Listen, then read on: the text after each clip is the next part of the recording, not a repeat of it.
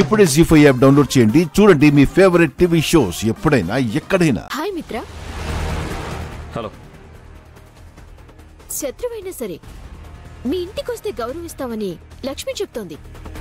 నువ్వేంటి మిత్ర నన్ను డౌట్గా చూస్తున్నావు?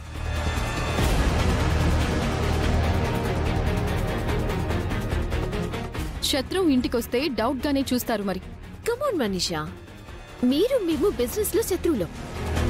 పర్సనల్ గా మనకేం రైవలరీ లేదుగా. మాకు మీకు శత్రుత్వం వ్యాపారాల్ని మించి పర్సనల్ విషయాల దాకా వచ్చింది. కమాన్ వివేక్, నేనెప్పుడు పర్సనల్ విషయాల్ని టచ్ చేయను. ఇన్ కేస్ నాకు తెలియకుండా ఏమైనా జరుగుంటే సారీ.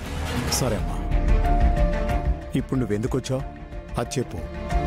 రేపు హోలీ ఫెస్టివల్ కదా అంకుల్, ఒక ఈవెంట్ ని ప్లాన్ చేశాను. కన్స్ట్రక్షన్ ఫీల్డ్ లో ఉన్న మన బిజినెస్ పీపుల్స్ అందరినీ ఇన్వైట్ చేస్తున్నాను.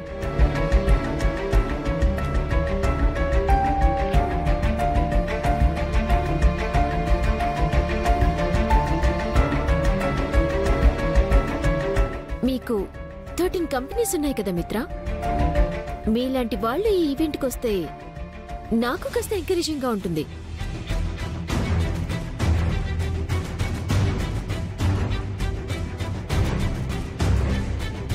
కొత్తగా ఈవెంట్ బిజినెస్ కూడా స్టార్ట్ చేస్తున్నాను. నాకు మీ బ్లెస్సింగ్స్ కూడా కావాలి.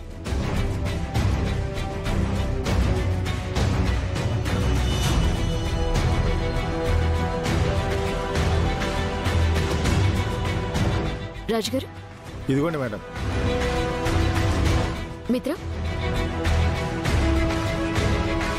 మీరు మీ ఫ్యామిలీ తప్పకుండా హోలీ ఈవెంట్ కి రావాలి.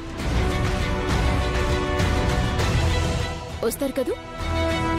రావాలని కోరుకుంటూ వస్తారని ఆశిస్తున్నాను. ఉంటాను అంకుల్. బాయ్ లక్ష్మి. పదండి.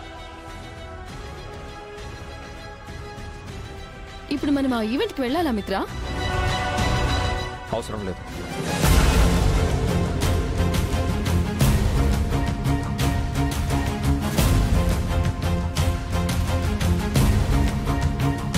మిత్ర మంచి నిర్ణయం తీసుకున్నాడు. ఆ సరయు విషసర్పం లాంటిది. పైకి నవ్వుతూ ఉన్నా లోపల విషం చిమ్ముతూ ఉంటుంది. అవును పెదనాన్న, తను పని కట్టుకొని మరి మరింటికి వచ్చి ఈవెంట్కి ఇన్వైట్ చేస్తుందంటే ఏదో పెద్ద ప్లానే చేసి ఉంటుంది.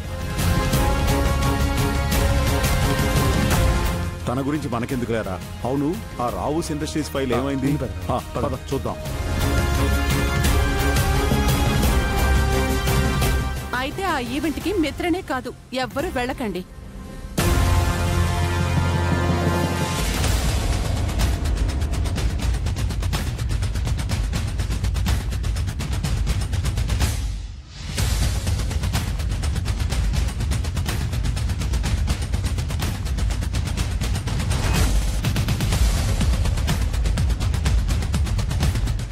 హోలీ ఈవెంట్ కి మిత్ర నేను వెళ్ళాలి.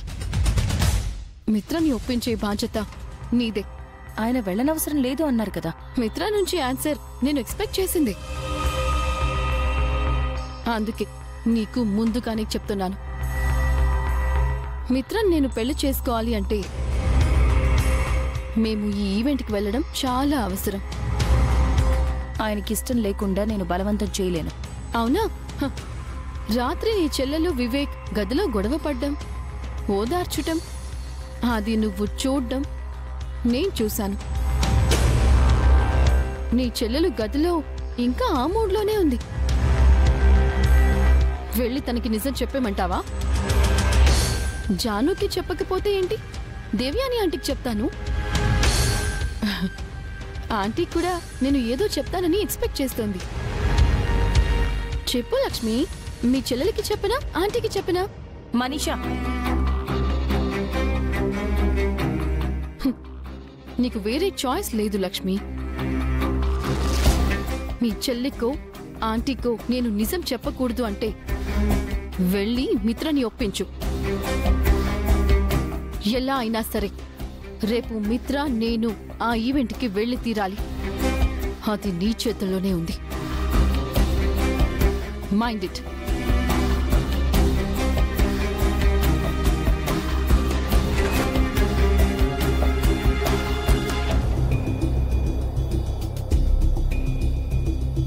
మిత్ర గారు, ఏంటి లక్ష్మి, ఆ, అది అది నాతో ఏమైనా మాట్లాడాలా?